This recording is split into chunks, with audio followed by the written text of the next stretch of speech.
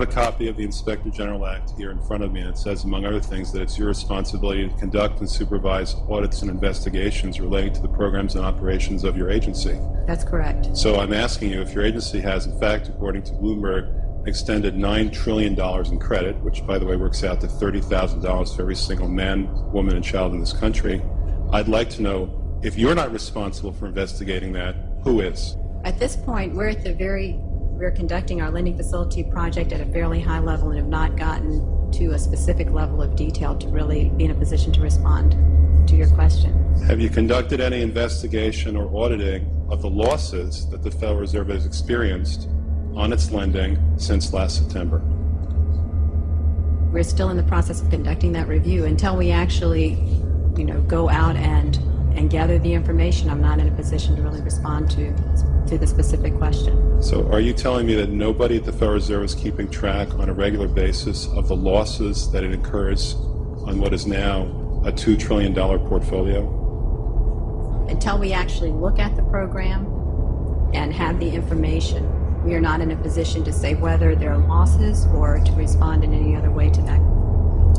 Mr. Chairman, my time is up, but I have to tell you honestly, I am shocked to find out that nobody at the Federal Reserve, including the Inspector General, is keeping track of this. What's amazing is that right now we're seeing the very first audit of the Pentagon ever. And this audit could very well begin to expose the trillions and trillions, upwards of even 21 trillion, if not more money than that, begin to be exposed. And we might even find out very soon where all this money actually went. Let's go back now to the LIBOR scandal that happened in the wake of the 2008 economic collapse. LIBOR is an acronym that stands for London Interbank Offered Rate. And what we're finding is that these too big to fail banks are only appearing to be in competition with each other. The LIBOR scandal revealed that these guys are calling each other on the phone, colluding about how to rig their own interest rates so that one appears to be winning, one appears to be losing, but they're actually like branch offices of a single larger corporation.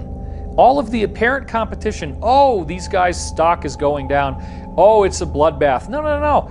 They're doing all this together. They're competing only on paper when in fact it's collusion.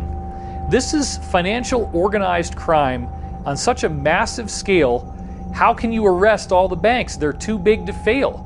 This gets into a law that was passed in the United States in 1970 called the RICO Act, which stands for Racketeer, Influenced, and Corrupt Organizations. And that act was built to be able to take down massively organized crime. None of this really makes sense until you get back into the idea of the Federal Reserve System. Now, up until the Federal Reserve was founded in 1913, the United States essentially was in control of its own currency. This same banking cartel that we've been talking about worked behind the scenes to create a series of fake economic crises in the late 1800s and early 1900s, which caused regular Americans to have their savings wiped out. This became such a crisis that people were desperately calling for reform. And then the government comes along and says, look, we're bribed, corrupt politicians. We don't really know what we're doing. They have spokespeople saying these kinds of things in the media. Let's bring in the investors. Let's bring in the British bankers, the people who really know how to make money. They've been doing it for a long time. They're not just going to hold an office for a few years and go disappear. They are the guys who really understand how to run a financial system. So what did we do? We handed over the issuance of American currency to a private corporation of private bankers. When you see Federal Reserve note on the US dollar, that means it's printed by the Federal Reserve. The Federal Reserve, since they came into power just over a century ago, has eroded the purchasing power of the US dollar by 99%. So what was really going on there? Do you think that these investors built up the equity of the United States, made us more profitable? It's exactly the opposite. We have been living in a prolonged economic depression. They just don't call it that because the metrics that we use to measure the economy are coming from a rigged system, just like we saw with LIBOR. Don't bother to look at the Dow Jones. Don't bother to look at the NASDAQ. That has nothing to do with the reality of everyone else and how hard it has become to earn a living. The complete wiping out of the middle class. You have rich and you have poor. And even among the rich, you then have super rich people where a concentrated small cluster of individuals have so much wealth that it could feed entire nations, entire peoples. So this is something that is an economic inequality that must be addressed.